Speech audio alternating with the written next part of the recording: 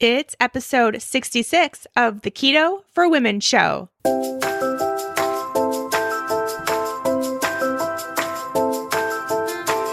You're listening to the Keto for Women show, and I'm your host and nutritionist, Shawn Miner. This show is designed to empower women to find their own expression of the keto diet to maximize their health and happiness. Now let's get started with today's episode.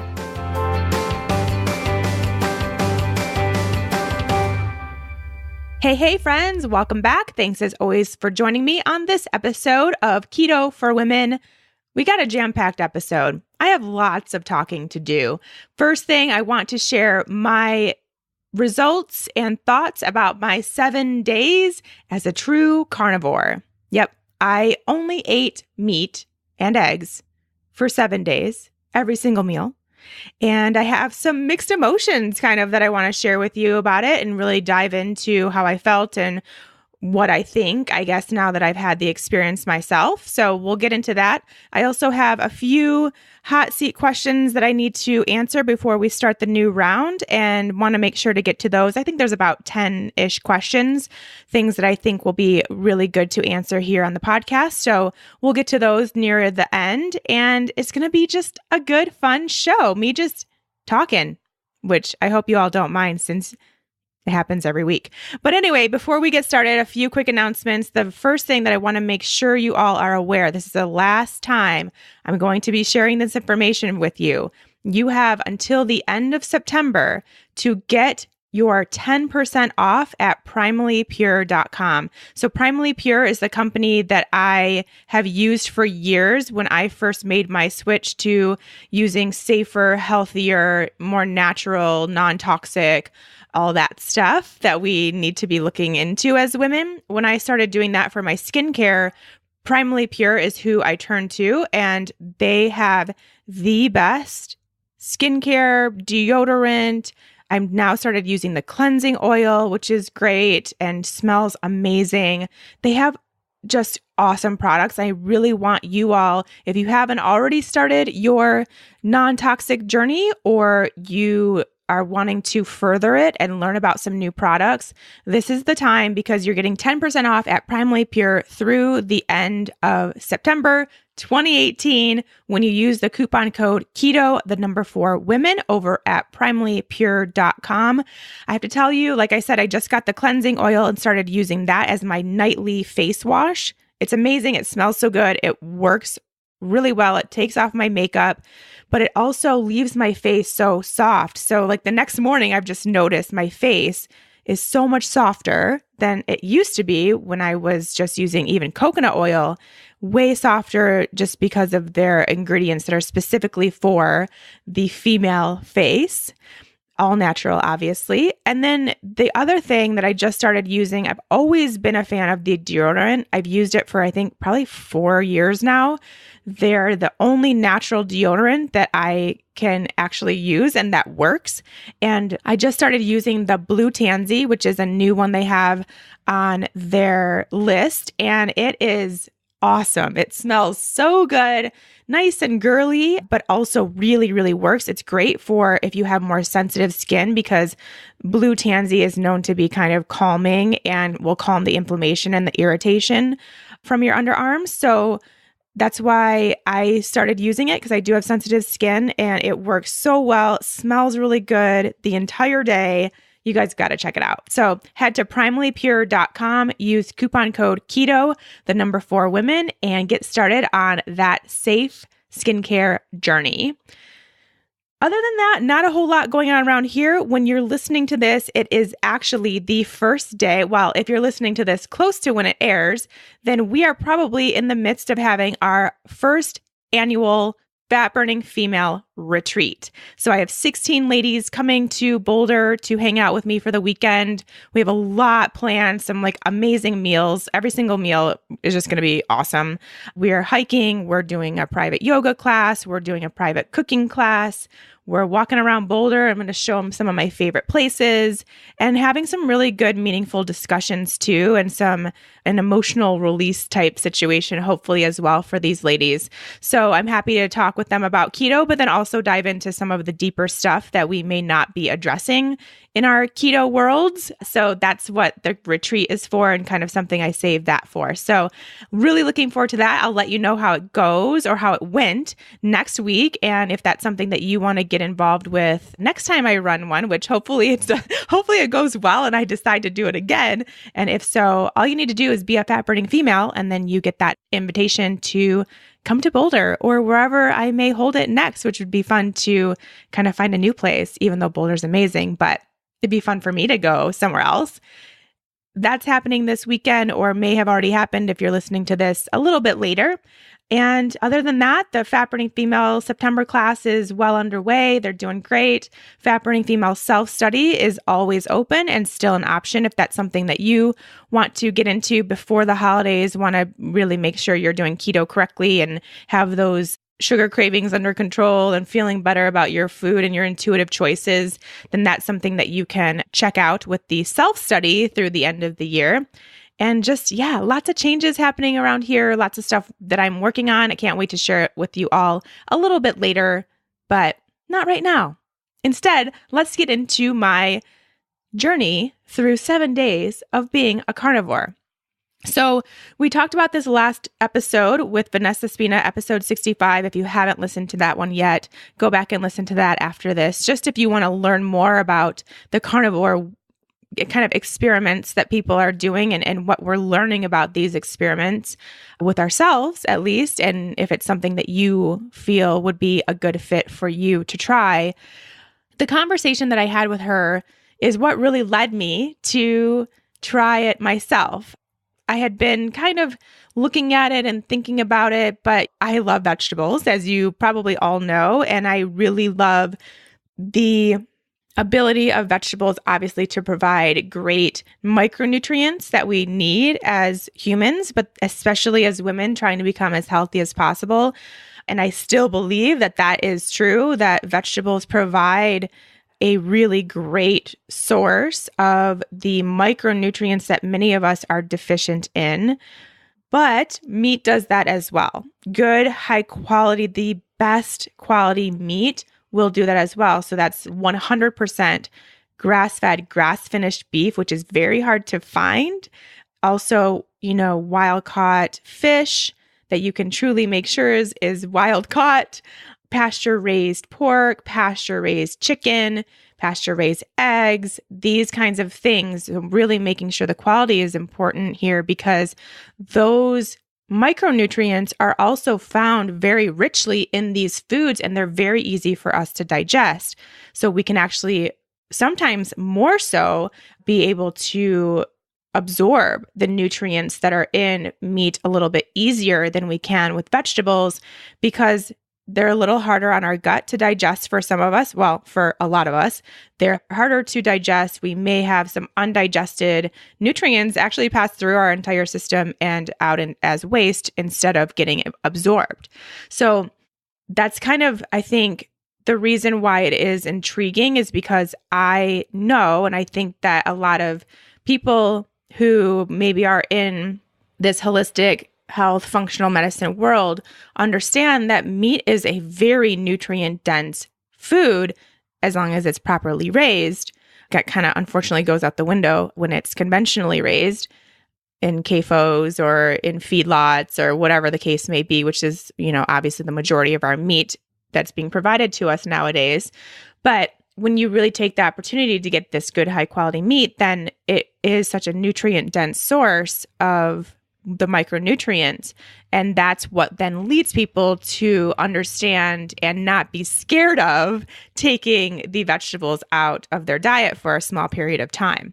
So that's really what led me to think that it's not something that I poo-poo or don't think is a good idea. And once I more so wrapped my head around not having the crunch and the flavor, and I think you all know too, I use my vegetables as like my vehicle to get more fats in my diet so that I do stay in ketosis.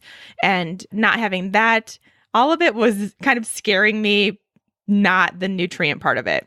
But then I finally realized that, hey, I'm eating so many vegetables and this is so great and I love it and it tastes so good, but I feel not good afterwards. I was noticing, especially in the past month or so, which I'll explain some of the reasons why I think this might be happening.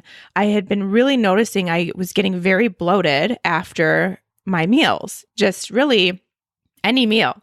I would feel kind of like 5-6 months pregnant, which first of all, I have no idea what it's like to be pregnant, but I'm assuming that that's how it feels to feel 5 to 6 months pregnant. And I know a lot of you can relate to that feeling. You have this like giant food baby, or so you think, but really it's just gas and digestive troubles. But I was noticing that creeping up, and it was something that I had dealt with, probably 4 or 5 years ago, something that I was really dealing with pretty badly. And I had taken the time to take out my food sensitivities, understand what those were, of course, take them out, heal my gut, do the whole protocol, do lots of bone broth and collagen and all these things to heal my gut.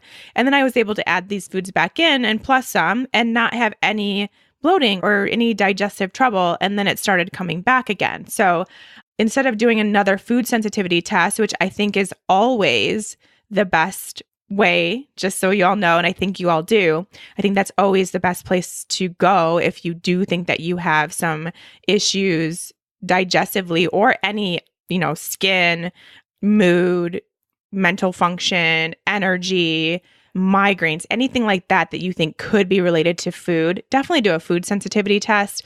But for me, it was just kind of a slight change in digestion. And I just wanted to quickly know if that was what it was a specific vegetable or just I'm eating too many vegetables or something else entirely. And so doing a week of carnivore was able to help me decipher that just really quickly. And even if I needed to go further and do a food sensitivity test or a GI panel after that. So that was what I was really going for, is to kind of clear out some of the questions I had about my digestion and, see if that was even possible. But then also I want to be able to talk to you guys about this because I know there's a lot of buzz in the keto community about going carnivore. And just, I think in the overall health, the diet space, there's a lot of talk about carnivore. And I want to be able to provide you with kind of a educated opinion, I would say, of what I think and who it would be good for and who it would not be good for and what to expect. So you can determine if that's something that you want to try for yourself. So that's why we're here. And that's why I did it. 7 days, all meat. So first, let me tell you a little bit about what it looked like. I was eating, here's the deal, I don't eat dairy, and I didn't want to include dairy because I felt like that would kind of hinder some of the results I would be getting or could be experiencing if I started adding in dairy. Not that I'm sensitive to dairy, but I don't always feel like dairy is helping my health, if that makes sense. I feel sometimes like it's not the best option for me and my body, and for a lot of people in their bodies, to be honest. So I didn't want to put that in, even though it would have been easier. I think if I was able to have some like heavy cream or butter or cheese, I think some people even eat on carnivore, and those weren't options for me. So it did make it a little tougher to get fat sources in. I did have some ghee, however, for some of it, which helped a little bit and helped with the satiety factor. But again, things we'll talk about in the future coming up. So what it looked like for me and what carnivore really actually is eating meat or animal products. So things that an animal would provide you, which is obviously their meat. It would also be eggs. It would also be dairy, if that's something that you consume or want to consume. And that's it, pretty much. So also the fats of that meat. So tallow, lard, butter, ghee, that kind of thing. So that's what I did. And that's really what it looks like. I will say the only thing that I did continue to include was coffee. I probably could have gone without, but I felt like I had just given up so many kind of rituals that was something I still really wanted to keep in. And it was a really good way, and really the only way besides tea, in my opinion, for me at least, to get my collagen in for the day. And that was something that I still wanted to make sure I got, as far as like, I guess you could call it a supplement, was the collagen peptides that I use from Vital Protein. So I still wanted to get that in every morning. And that's the best way for me to do it, is with coffee or tea. So technically a plant food, but I'm giving myself a pass on that. So I still made sure to eat 3 meals a day at least. Obviously, the meals looked very different. So in the morning for breakfast, I would have 3 eggs and either 3 pieces of bacon, or then later in the week, I switched over to an organic chicken sausage, bratwurst type thing. I will say that I try to stay away from most spices, but it's really hard. That made it almost, for some of the meals, just you can't palate that much meat if you don't have some sort of spice or flavor to it. So I guess that would be another kind of plant-based food that I did consume, were some just simple herbs and spices to mix things up. But a lot of times I just use salt and pepper too.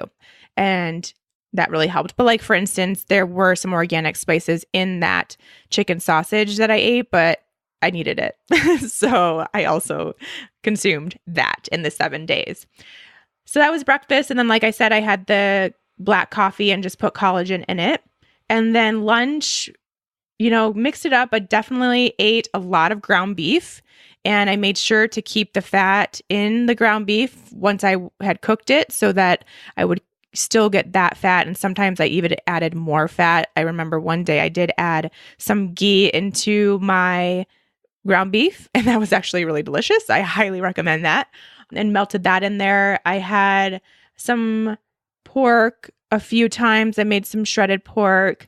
I actually did end up going to Whole Foods a few times, because we have a pretty decent Whole Foods here in Boulder as far as the hot bar is concerned. Well, I mean, the whole store's awesome, but we have a really good hot bar in there too. And, I can find some plain shredded chicken. I can find some paleo pork and things like that I just don't have the sauce with. So I did end up doing that a few times, just out of desperation for needing more meat than I had cooked or realized I needed. We did grill, and we grilled some pork chops and some ahi and some steak, which I think you probably all saw on my social media if you follow me there. What else did I eat? Hard-boiled eggs, smoked salmon. That was often a lunch.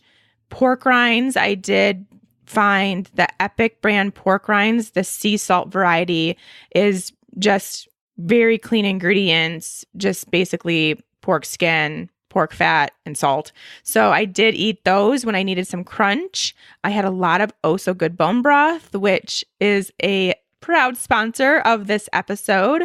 And that really, really helped. That was something I drank at night before bed to kind of get in more fats, because I always blended in some ghee or tallow. And also, if I felt hungry at any point, that really helped with that too, especially getting in the higher fats. So that's pretty much, I would say, what I ate for 7 days. And to some of you, if you are someone like I mentioned last week, I'm someone that likes meat and I crave meat and I do well with meat. So if you are like me, that probably sounds really delicious. If you are not, or just have already done carnivore for 7 days like me, that doesn't sound super delicious right now. It sounds like a lot of boring food. But in any case, it was overall a really good experience. So let me tell you about the good things that happened. First of all, like Vanessa and I talked about last week, the bloating. So as I mentioned, that was the main thing that I was experiencing with my body and with eating lots of vegetables and having that bloat happen after those meals with lots of vegetables. and taking those veggies out and almost just like giving my digestive system a rest, because it is way easier for most people to digest some protein, especially if it's already partially digested for you, like ground beef or, just a really light, easy protein like eggs. For most people, it's not everybody, so don't be upset if you don't feel you digest those things well. But for a lot of people, that's easier to digest than, say, like a giant salad or broccoli, cauliflower, kale. These things that are rough, they're also rough on our digestive system. So it's almost like giving your body that break for 7 days and just really letting your digestive system have a bit of rest. I think also with that easier digestive process also comes less gas, because when we are bloated, it's most likely gas related. A lot of the times we just have our digestive system basically off gassing as it goes through the process of digesting our foods. And especially if you have a bacterial imbalance, maybe you have a dysbiotic or bad bacteria kind of lingering around, or maybe you just have low good bacteria and that's throwing your balance off. Those are reasons to produce gas when you eat something that bacteria also feeds off of. So that, or you could just have trouble digesting those foods. It could take your body longer to do so. It could just be a lot of work, and then this gas is produced. That doesn't really happen that often with meat, because of this easier process to kind of digest and the lower quantity of waste that comes from meat and just animal products in general. So the reduction in bloat on a daily basis felt fantastic. And I really think that when people say, because I've been kind of posting about this all week and I've gotten a lot of comments back, and people that have done carnivore already just love it and they feel so good. And I think one of the main reasons you feel so good, especially if you're coming from a past of being bloated, is just that is the best feeling, to not be bloated, to be able to eat a meal and not feel like your shirt got tighter or smaller in the process, which I know if you suffer from bloating, you understand what I'm talking about. To not have that feeling after a meal is pretty spectacular. And for a whole week is great. So that was probably the biggest thing that I noticed. It just felt really good to not be bloated. I had really good energy for most of the time. There were a few days that I felt a little kind of sluggish. And I think really the reason for that is because it's very hard to eat enough food. So at the beginning, I had such a hard time conceptualizing how much food or how much protein, how many ounces of meat would be enough at each meal to keep me satisfied. And I also don't think I included enough fat in those meals at the beginning, and I was eating too lean of proteins and not enough fat. And so my energy kind of swayed a little bit in those days. I also had trouble sleeping in the first few days. And again, for me, the number one sign that I didn't eat enough that day is if I don't sleep that night. As soon as I eat enough food, I sleep like a baby. The second I don't, my body's like, nope, you need more food. You're hungry. I'm going to wake you up in the middle of the night and let you know. And so I had a few nights of that where just in the beginning, it's like I said, when you're used to eating a certain portion of meat and you've done so, and then even with keto, that portion of meat is often a little less than typical, I would say, because we're trying to moderate our protein. And then you have to start eating only protein. It's really hard to figure out that it's more than just like another ounce of meat. It's a lot of meat. And that was when I realized that the only way I would be able to get enough food is if every meal I had multiple sources of meat. So that's when I started doing like a pile of ground beef with a pile of pulled pork and then some smoked salmon and a hard-boiled egg. That made a huge difference and made me finally able to get enough food throughout the day. And then, of course, adding fats on top of those helped too. So I do recommend that. But my workouts were really great. I had actually some really great workouts. My sprint workout felt more powerful. I was able to increase weights on my heavy lifting days, had the energy for the workout. Yeah, so that was something I really felt went really well. As far as actual body composition, which I think would be probably why a lot of people would do this, and I will just say right now, I don't think that that is a reason to go carnivore. If you're looking for straight body composition changes, I don't think that's the right thing to do. And I wasn't going to talk about this till later, but since it's coming up, let's just talk about it now. I think with most things, the wrong reason to try it is body composition change. So we all know that about me, but specifically with carnivore, you'd have to do it for a really long time to see the results that you're looking for. And I don't necessarily think that anyone should be doing it for that period of time. So I kind of would contradict that. I will say that you would notice some potentially weight loss. I think a lot of people do notice, and some people even commented on my Instagram that it kind of pushed them out of their plateau or whatever, some sort of like weight loss words being used. But I could see how that would seem as though that's what's happening. But really what's happening is you're losing a lot of water weight. So I definitely lost water weight. It's going to come back on as soon as I start adding in different foods and putting these vegetables back in. So it's temporary, but I think it did make it kind of hard in losing that water weight. It made it pretty tough for me to get my electrolytes in check again. And I really did have to make sure to supplement with my electrolytes, had to salt my water on occasion.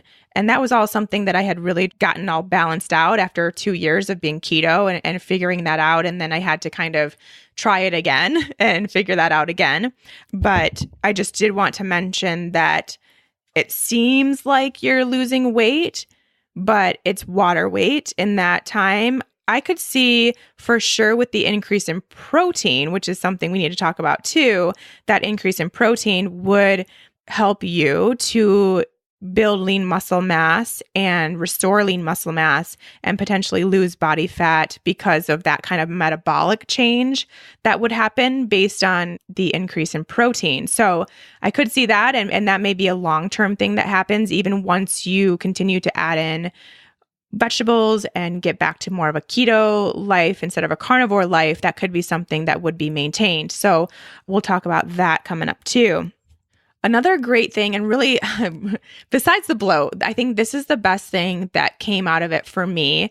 And again, something that we talked about last week with Vanessa and something she really loved was kind of how it reminds you of your intuitive eating. For me, it was a reminder. For some people, it might be the first time that you feel intuitive with your food or learn what that means, because when you can only eat meat, it blocks you, I guess, is a word I'll use, even though I don't want to use that word, but I'm going to.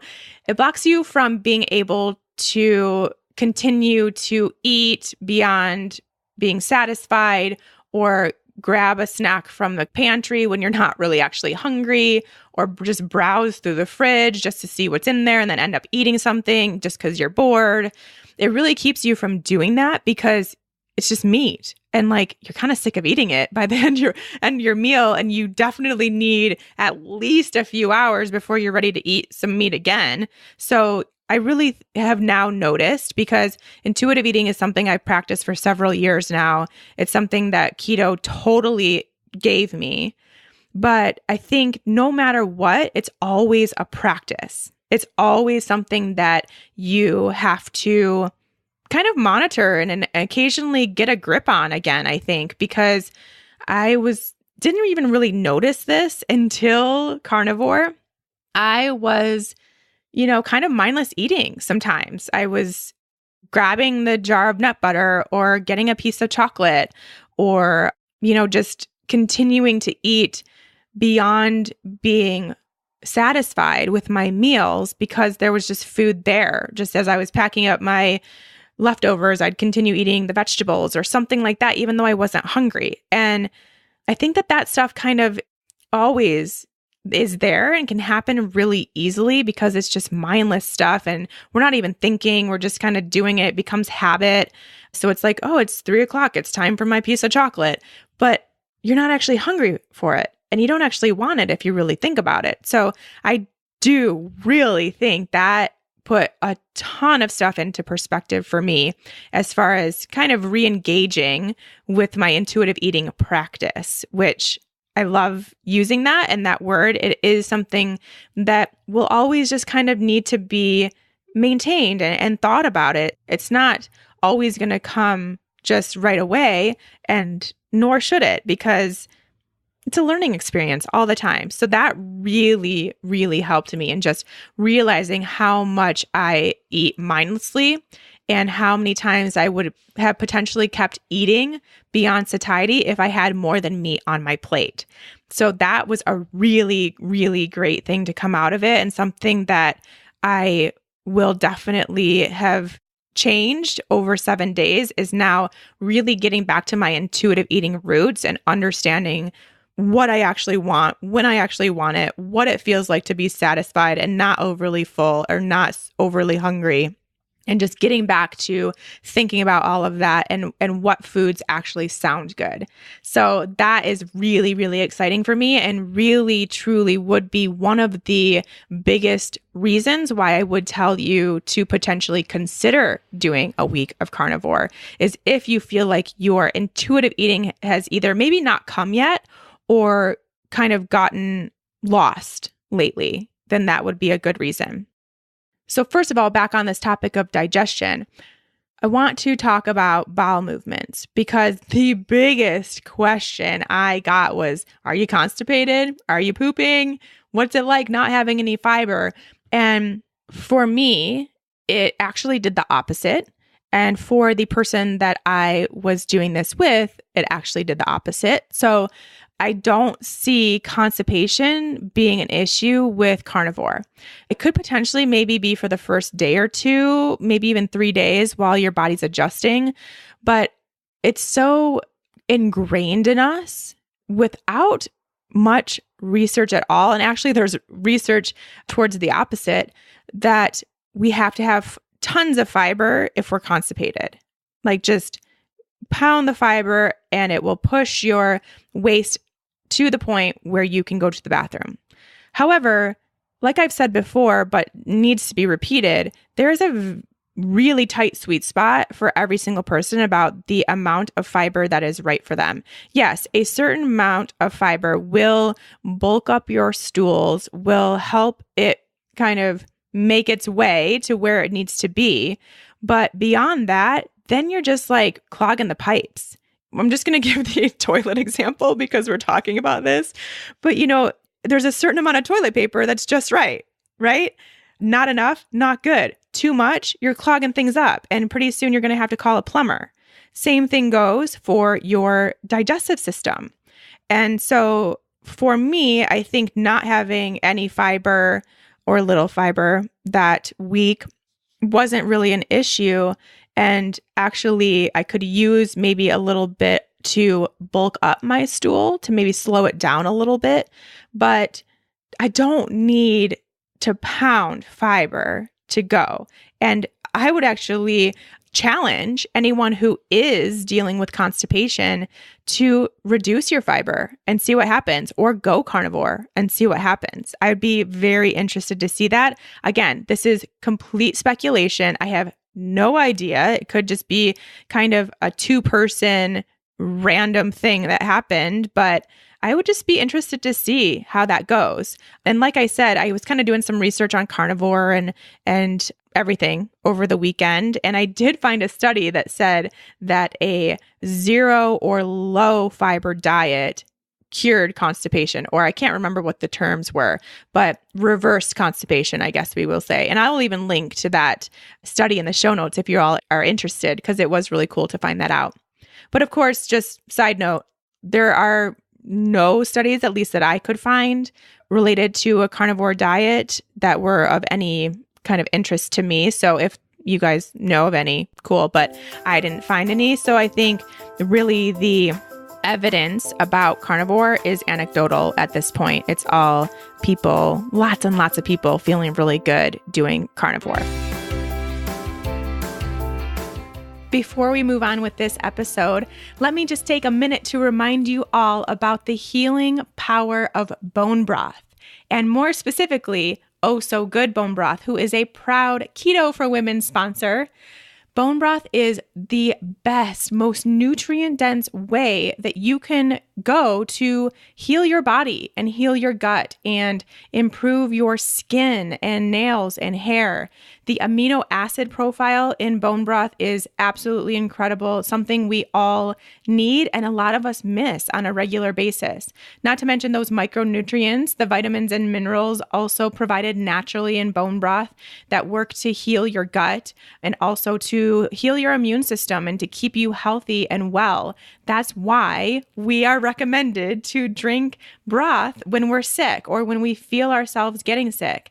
And to have that in a package that is so delicious and so easy, all you have to do is grab a pack of Oh So Good bone broth out of your freezer, let it thaw, put it into a pot, and you can use it either in recipes for whatever you're making that day, or my personal favorite is to just drink it straight out of a mug. It's very comforting and warm. I love to do it before bed. It's kind of my nighttime ritual. It calms me down, makes sure that I'm nice and healthy heading into bedtime, and I have those nutrients ready to go. Oh So Good bone broth is 100% the best tasting broth out there. It is the best one I have ever had. I've tried them all. I am a huge fan of the flavors of the bone broth that they have there at Oh So Good. My favorite is the signature. I highly recommend that. A close second is the spicy pork. So make sure when you are placing your order with Oh So Good, you grab those two and just give them a try. Let me know if you think they're your favorite too.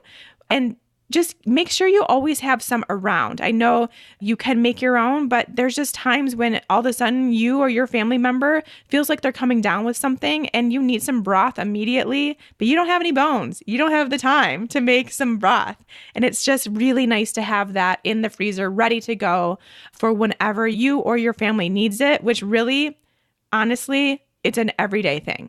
You need to be making this a ritual so that it gets into your health care routine because it is a much needed part of that. So head to ohsogoodbones.com and get $10 off your order when you use the code KETO, for women. That's OSSO goodbones.com. and use the coupon code KETO, for women to place your order, get $10 off. Make sure to try all those flavors. Try the soups too. They are phenomenal and so easy to pull out and have around for a quick dinner. Just so great. Everything's so good there. I promise you're going to be obsessed. Okay, what else do I need to tell you? Oh, also, I did test my ketones and my blood sugar for some of the days, not all of them, because quite frankly, I got sick of poking my finger that much. My ketones were always in the 0.5 to 0.8 range, so lower than usual for me, but not something I was at all worried about. I felt really good. I was definitely in ketosis. I could feel that ketone energy and the ketone power, so that was nice. My blood sugar, I think the lowest it got was like 78, and the highest it got, which would have been right like an hour after a really high protein meal, was maybe like 94. So no issues with blood sugar whatsoever, eating that high protein diet. And, my fat definitely was reduced because for me, my primary fats are coconut oil, avocado oil mayo, avocado oil dressings, those kinds of things, which are not part of carnivore. So I had to rely on basically tallow and ghee. So I think that kind of is potentially what caused my ketones to be a little bit lower and would potentially also cause my blood sugar to be a little bit higher, because we can think of those fats, kind of the higher fat diet you're having, even with a high protein diet, will definitely dampen down that blood sugar impact that even the protein would have. So I could have gotten my blood sugar markers even lower post meal if I had had a little bit more fat at that meal. All right. I think, we need to go back to the digestive things I was going to tell you about, besides the changes in stool. Also, because of the lack of bloating when just eating meat, it leads me to believe that either I have a specific sensitivity to a vegetable, which I don't think is the case, but could be possible. And so if you're doing this carnivore at some point and that is the case for you, that is a possibility that you have a food sensitivity to something that you took out. And that's why you have lost the bloating. But I think for me, because I have just plates and plates and plates full of vegetables every day, it's just the sheer quantity of vegetables is too much for my digestive system to handle. So I do plan on reducing the overall amount of vegetables I eat in a day. Not by a ton, because like I said, I think meat is a great source of micronutrients, but I think we still need and should be getting the micronutrients and the phytonutrients that we can get from veggies too. So that's why I don't recommend carnivore long term. So I do and will go back to eating lots of vegetables, but definitely moderating my portions at each meal to see if that helps. I am also going to be reintroducing foods a little bit systematically. So I'm going to be doing like groups of vegetables. So all squashes and then all leaf lettuces and then all like root vegetables, just kind of grouping them up a little bit to see if I do notice any changes with the group. Although, like I said, I don't think that's going to be the case. I think it's more so just not eating plates and plates of veggies anymore. And then from there, if I continue to experience anything digestively, then I will be doing a GI panel and a food sensitivity test, because it is possible that I could have experienced some die-off over the 7 days of carnivore too. If I do have something specific going on in my gut, like some sort of pathogenic overgrowth or candida overgrowth, parasite, something like that, then doing carnivore would probably cause some die-off symptoms. And that could have been the reason for the changes in my bowel movements. So I'm going to keep all this in mind and see how things go as I progress slowly back into a regular keto diet. So today is the first day that I am not carnivore, and still had the same exact thing for breakfast as my carnivore days, but for lunch, I will definitely be adding in some veggies and some coconut oil and things like that. And we'll see how it goes with smaller portions. But the biggest thing that I will be doing that I think a lot of you could really, really benefit from, and this is again something that Vanessa mentioned too, is just really increasing your protein. I definitely will be eating a high protein keto diet, which sounds totally not allowed, not possible, but it is. And I think more of us need to understand that it's not so much your protein levels that you need to really worry about. It's just really making sure that you're getting a sufficient amount of fat along with that protein to get you into ketosis and to produce ketones and keep you there. But that protein can be a lot higher for a lot of you, and not all of you. Keep that in mind. It's definitely something you're going to have to test for yourself, and doing the blood sugar testing after your high protein meals and doing the ketone testing throughout the day too is a good idea. But most of us are eating too low protein. And I will say that I still believe that lower protein level is good to get into ketosis. If it's the first time you're trying to get into keto and having trouble and you want to make sure you're doing it correctly, I still believe lowering your protein level for the few weeks to maybe a few months while you're adjusting and your body's adjusting to being in ketosis is a great idea. But I think from there, once you've established this lifestyle and you're keto adapted, I think there's a lot more room for flexibility with our proteins than we are allowing. And especially as women, and especially as people who want to, I think most of us, if I'm being fair here, based on the questions and everything that I get, we want to have a really strong metabolism. And part of having a really strong metabolism, there's a lot of pieces to that puzzle, but one big one is to build and maintain muscle. And like I mentioned, that's what protein does for us. Those amino acids are builders and maintainers of our muscle. So really, really important. And that will help then boost your metabolism, because the more muscle you have, the higher metabolism will be, because the more energy you need to sustain that muscle versus fat. So I think that right there is one really good reason for everyone to try to moderate their protein levels a little bit, bump them up, and see what happens to your body and how you feel.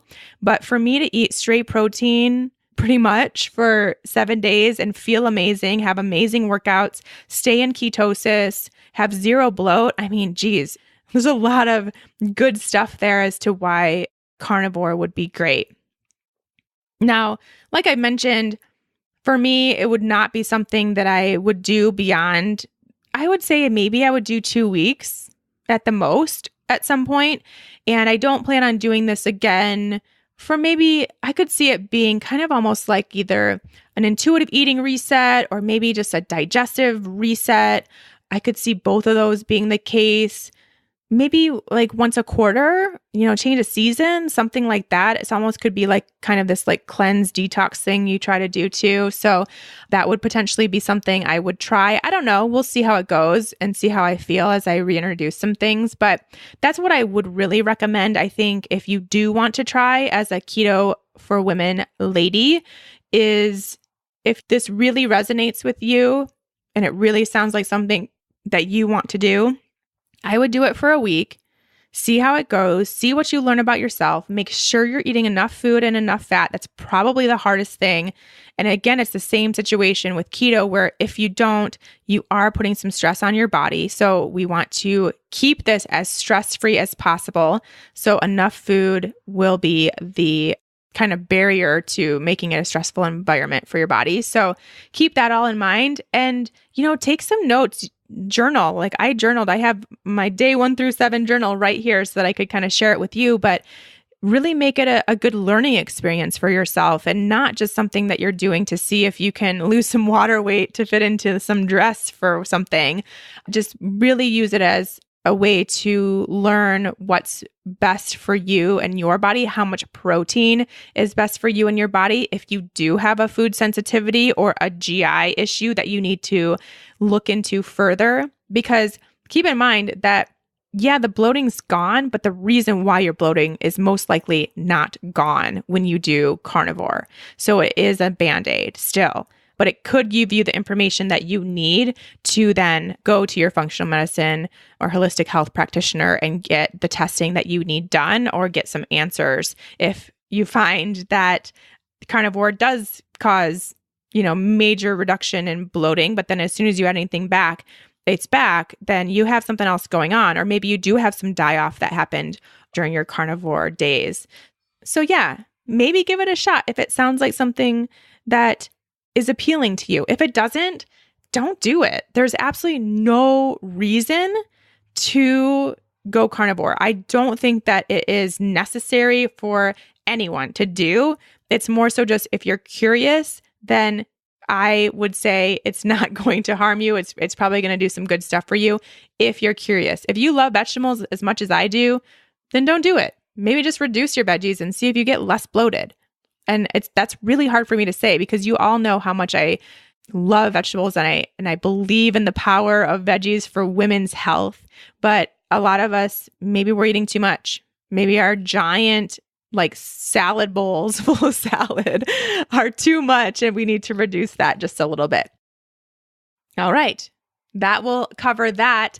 Let's see. Oh man, this is going to be like straight up lightning round. I'm going to try to get through these 10 questions that I got for the Keto Hot Seat edition. Last time I asked for questions, I did allow for them to be emailed, and I kind of forgot about them, to be honest, and was reminded by my assistant that I still had these questions. I did read through them so I could find, because when people email, they have a tendency to email things that are more personal or more specific to them. And we really want to keep these hot seat questions something that people listening would get out of, and not just a response for that specific person, and nobody else has any benefit to that. So I did read through them. I made sure that they were short.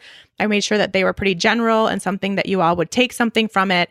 And that's why we have 10 here before we move on to the next round of keto hot seat questions. Okay, so let's get through these. I'm a high-level swimmer.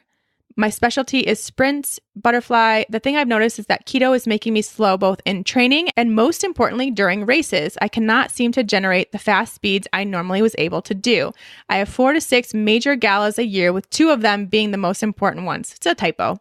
This is breaking my heart because I'm improving with my GERD and lots of other gut issues, but my swimming is suffering.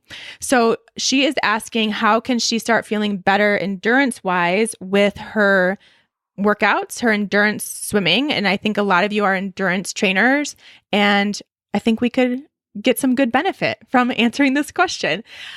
I would say the most important thing is, I'm very curious if you're fully in ketosis and at a good solid state of ketosis, if your body is actively using ketones for fuel. I really want to make sure that that is the case for you and that you are getting enough food and getting enough fat. Again, those are kind of the answers to a lot of questions that I get, but I still think we're having a hard time, with that, especially being as active as you are. You've got to make sure that you're fueling now with fat and not body fat, dietary fat.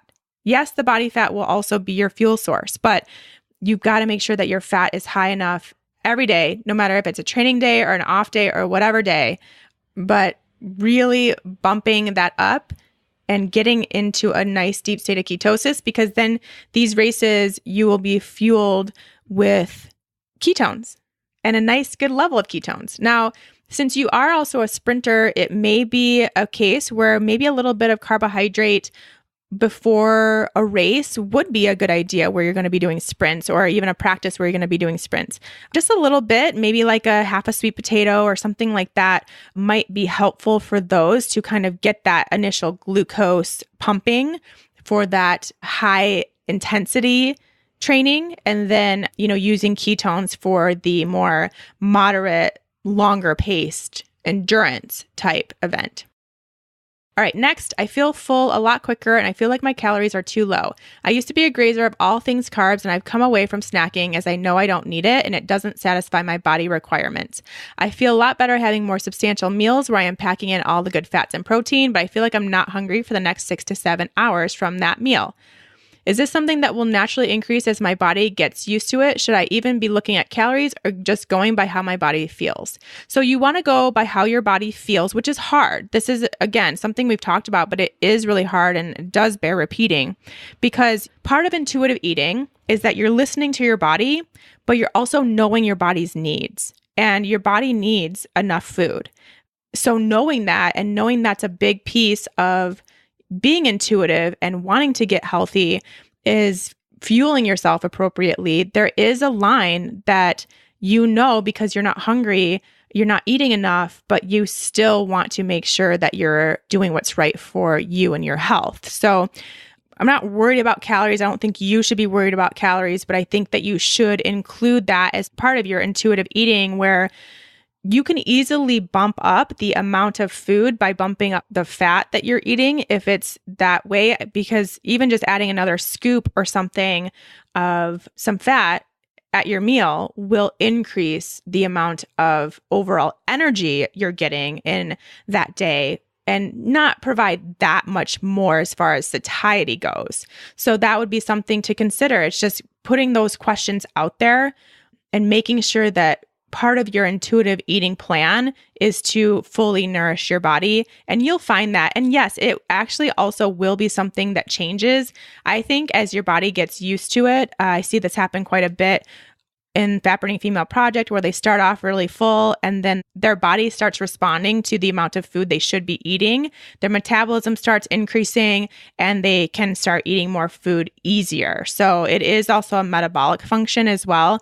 And also kind of a leptin ghrelin signaling, those hormones that regulate our appetite.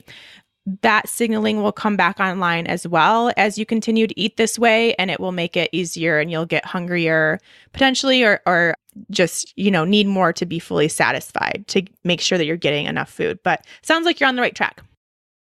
I work out in the AM. It's a bar class, so not cardio strength training, but it's intense. My heart rate gets up. but I find myself more often than not getting dizzy while I'm in class. I don't eat before because class is at 6 a.m., so I literally roll out of bed and go. Any tips? Yes, my tips would be to, first of all, make sure you're in ketosis. It sounds like you might potentially be in low carb purgatory and you're getting a little bit of kind of hypoglycemic episode because you haven't eaten in so long, and then start being active while you're still fasting. And so that's really common to happen in someone that's in low carb purgatory, not actually eating a full ketogenic diet and producing ketones, maybe just low carb instead. So that would be my first thing, is make sure you're totally in ketosis. Make sure you're eating enough food. Again, broken record, but you've got to eat enough food, or else another reason why you will be having a hypoglycemic episode while working out fasted is just because you're low on total energy and nutrients. And if that's all happening and you're still feeling this way, then I would grab something high fat before your workout. So I really love to do like a nut butter packet before a workout if I'm feeling hungry. It's kind of a good mix of protein, fat, a little bit of carb, and will kind of get you through that workout without the crash. So that would be my suggestion. But sounds like you might not be eating enough food and or not in ketosis. All right, next, I have recently found your podcast and have been diligently trying to listen to all of them. I have been trying to do keto for about 2 months. I had a hysterectomy with one ovary left. I am 38 and currently have a large cyst on my remaining ovary. I've been reading on exercise and ketosis and PCOS. Everything I read says strenuous exercise causes your body to release cortisol, which is a bad thing if you have PCOS and if your hormones are already unbalanced. Is this true? Okay, love this question. It's tough. And this is something that I had to kind of work through myself because I was in this place of just really low cortisol, like basically none, and I had to modify my workouts quite a bit. However, that doesn't mean that you shouldn't or can't work out. There's a difference. So strenuous exercise does cause your body to release cortisol.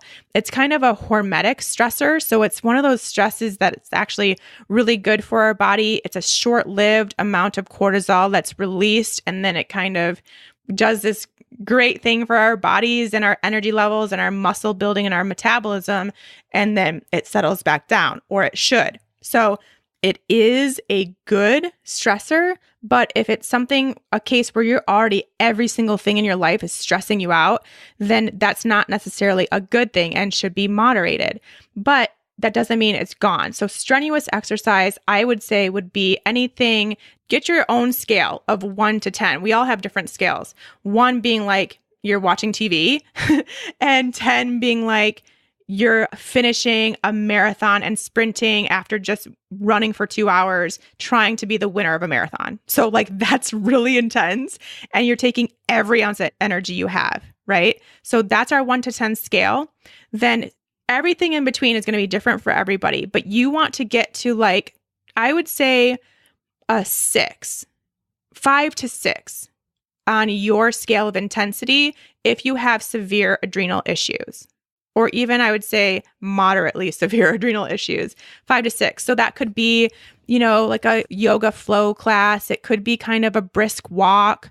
You can get your heart rate up still, for sure. You definitely should still be lifting weights. That is, you can stay at a 5 to 6 on your intensity scale and still be able to lift weight and a decent amount of weight, enough weight to develop new muscle fibers. So it doesn't mean don't lift weights and they're off limits, or you can only do 5 pounds. You can still find that place at a 5 to 6 where you are doing good things for your body and your muscle mass and stay out of that danger zone, I guess, which it's not like if you get to a 7 or 8 occasionally, it's a danger zone. It's just you don't want to get there 5 days a week.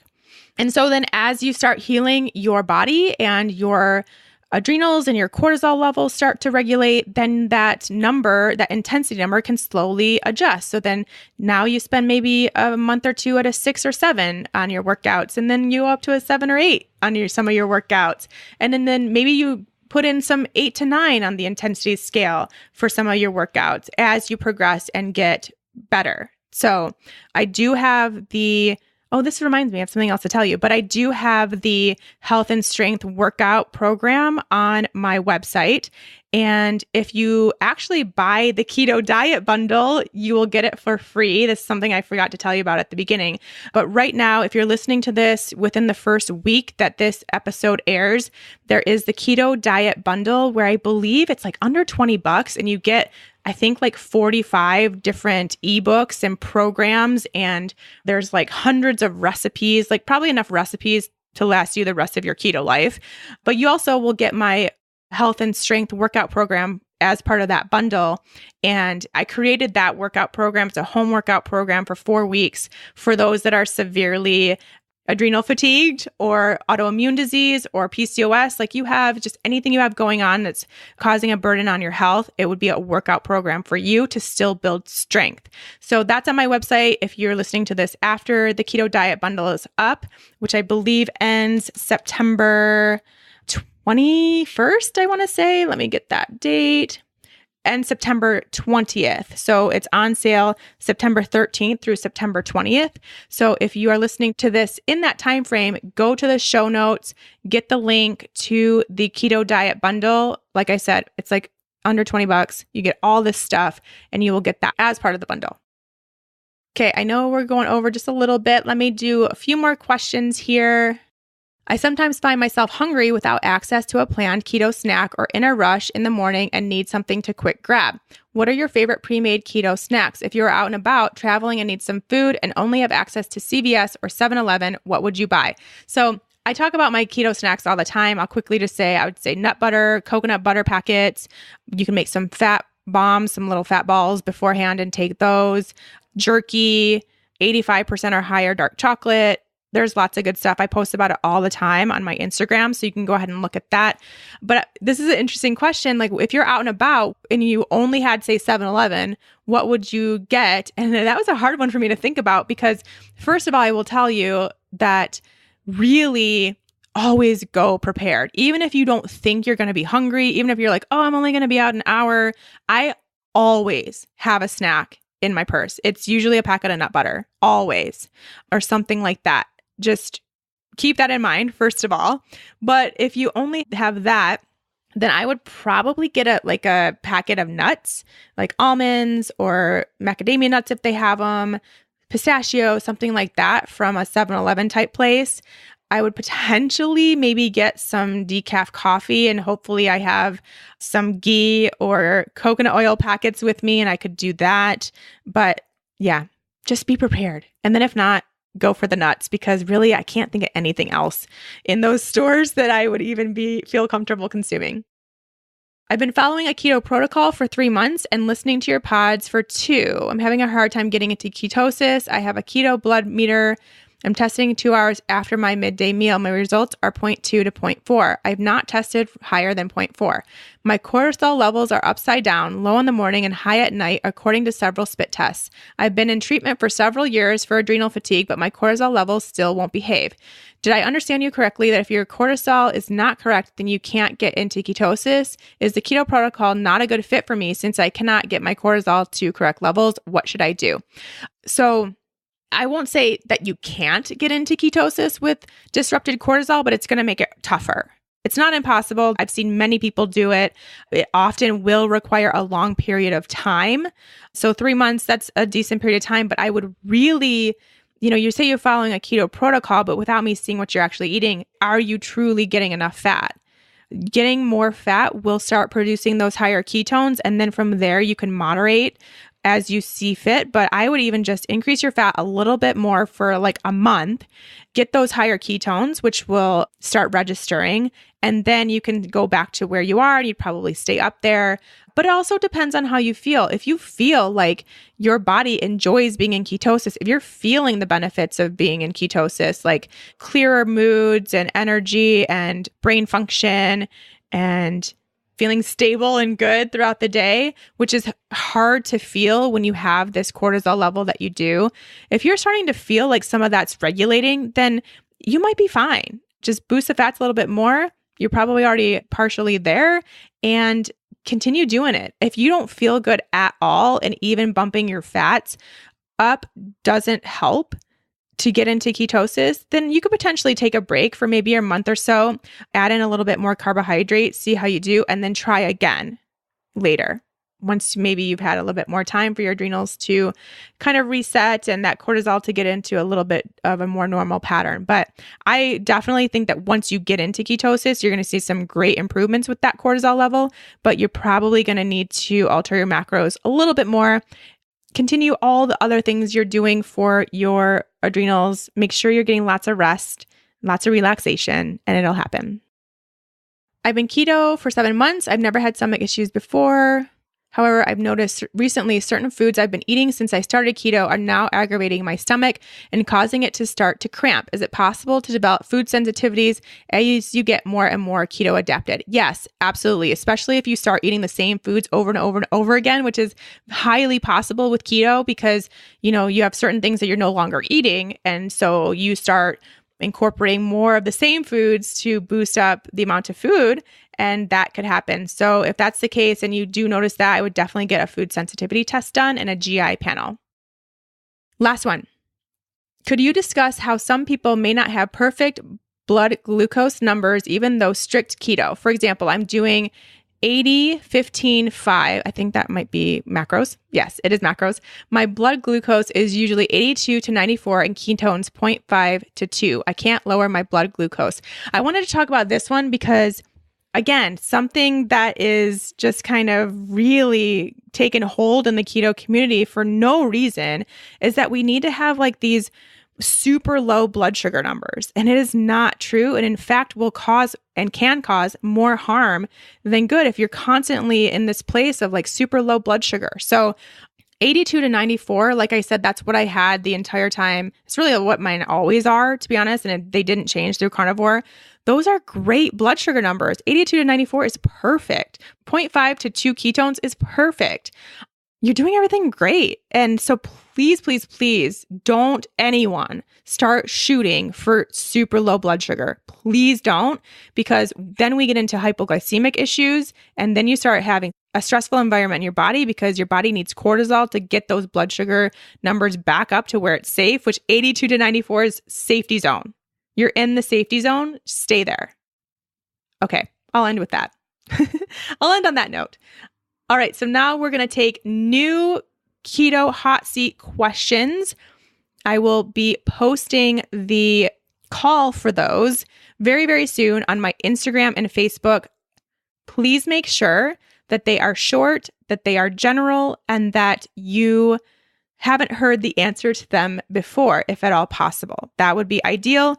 And we'll start answering those in the next few weeks. I can't wait to get going on your new questions. If you had a question that didn't get answered or maybe needs more clarification, you can always submit that next time and I'll get to those too. All right, that will do it. Thank you so much for joining me today, and we'll see you all next week.